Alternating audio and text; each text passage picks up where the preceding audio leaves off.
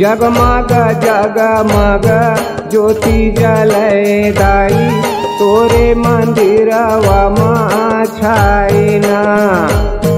जगमग जगमग ज्योति जले दाई तोरे मंदिरवा माँ छाइना।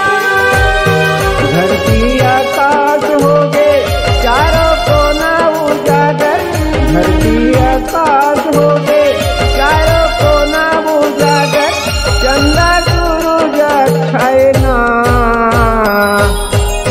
जगमग जगमग ज्योति जले दाई तोरे मंदिरवा माँ छाइना। जगमग जगमग ज्योति जले दाई तोरे मंदिरवा माँ छाइना।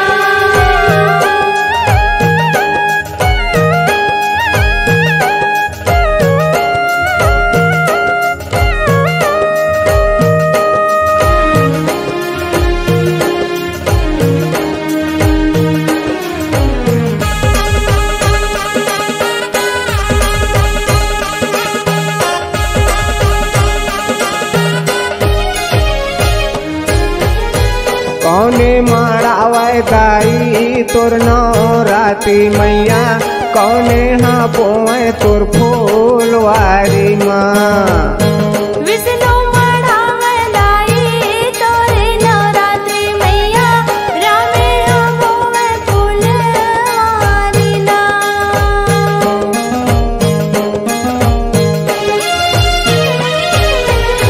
कौने जलावे दाई तोरे ज्योति मैया, कौने हाँ सेवा तोर बाजावे माँ। सीता जलावे दाई तोरे ज्योति मैया, लक्ष्मण सेवा तोर बजावे माँ। धरती आकाश हो गे चारों कोना उजागर, धरती आकाश हो गे चारों कोना उजागर, चंदा सूरज छाइना। जगमग जगमग ज्योति जले दाई तोरे मंदिरवा माँ छाइना। जगमग जगमग ज्योति जले दाई तोरे मंदिरवा माँ छाइना।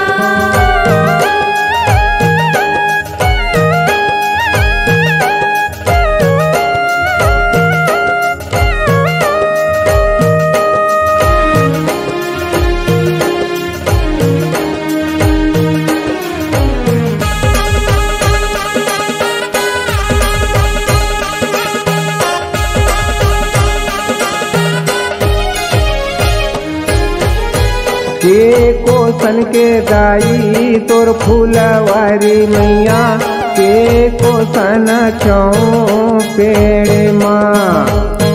नाम कोसन के दाई तोरे फुलवारी मैया, दस कोसन चाओ पेड़ ना।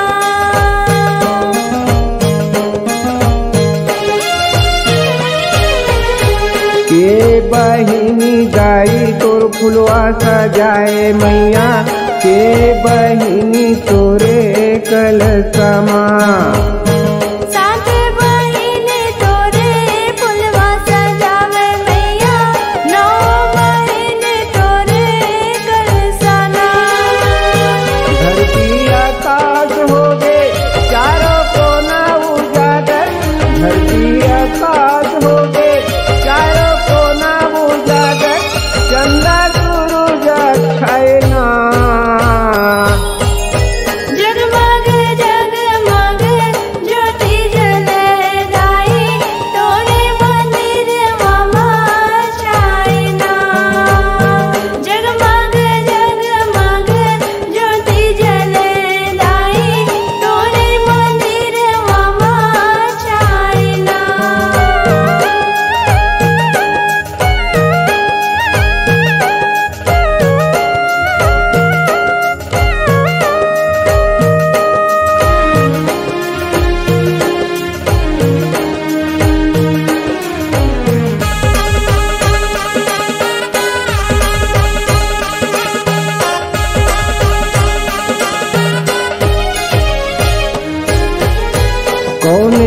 झूलावे दाई तोला ही बोलना मैया कौने हा चावर तोर डोलावे माँ लंगड़े झूलावे दाई तोला ही डोलना मैया हनुमत चावर डोलावे ना।